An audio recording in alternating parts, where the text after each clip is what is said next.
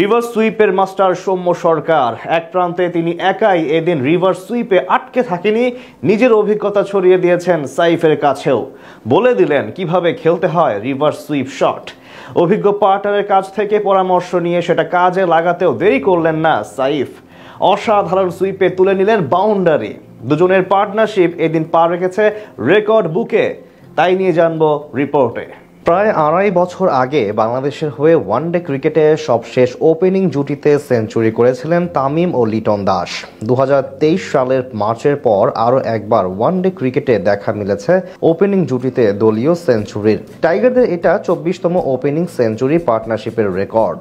যে বাংলাদেশ একসময় টি-20 ক্রিকেটে 20 ওভারে 140 রান করলেই খুশি থাকত, এবার সাইফ ও সৌম্যের কল্যাণে ওয়ানডে ক্রিকেটেই 20 ওভারে পেয়ে গেছে প্রায় 140 রানের জুটি, সেটাও কোনো উইকেট না হারিয়ে। এতেই আসলে বোঝা যায় দলের উন্নতি হয়েছে কতটা।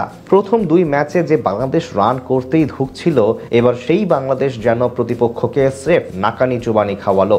অন্তত ওপেনিং জুটিতে যা করলো সিরিজ বাঁচানোর ম্যাচে, এটা সত্যিই প্রশংসনীয়। এমন এক ওপেনিং জুটির জন্যই তো দিনের পর দিন অপেক্ষা করেছিল সমর্থকরা। 2 সিরিজ আগেও যেখানে ইমন ও তামিম ছিল মেইন ওপেনার, এখন সেই দায়িত্ব বুঝে পেয়েছেন অভিজ্ঞ সৌম্য ও সেনসেশন সাইফ। একজন অভিজ্ঞ ক্রিকেটারের কাছ থেকে একজন জুনিয়র উদীয়মান ক্রিকেটার যে সত্যি অনেক কিছু শিখতে পারে, সেটার বড় উদাহরণ এদিন হয়ে রইলেন সাইফ। দ্বিতীয় ম্যাচে যে ব্যাটার ঢুকছিলেন, এদিন তাকে শুরু হতেই দেখা গেছে সাবলীল ভঙ্গিমায় ব্যাট করতে। 2 প্রান্তে দুজনেই ছিলেন দুর্দান্ত ছন্দে। বরাবরের মতো এদিনও একের পর এক রিভার্স সুইপ শট খেলেছিলেন সৌম্য সরকার। রিভার্স সুইপ শটে তাকে সাফল্য পেতে দেখে হয়তো সাইফও ভাবছিলেন নিজেও করবেন রিভার্স সুইপ শট। সেটা নিয়েই হয়তো আলোচনা করেন সিনিয়র সতীর্থ সৌম্যের সঙ্গে। কিভাবে কাজটা সুন্দরভাবে করতে হবে সেই টোটকা হয়তো দিয়েও দেন সৌম্য। তাই তো সাফল্যের জন্য বেশি সময় অপেক্ষাও করতে হয়নি সাইফকে। ম্যাচে তখন মাত্র 9ম ওভারের খেলা চলছিল। তখন বোলিং করতে আসেন খারি পিয়েরে। তার করা ওভারে 4র্থ বলটা ছিল দারুণ। তবে সৌম্যের কাছ থেকে সাইফ পেয়ে গেছেন রিভার্স সুইপের টোটকা।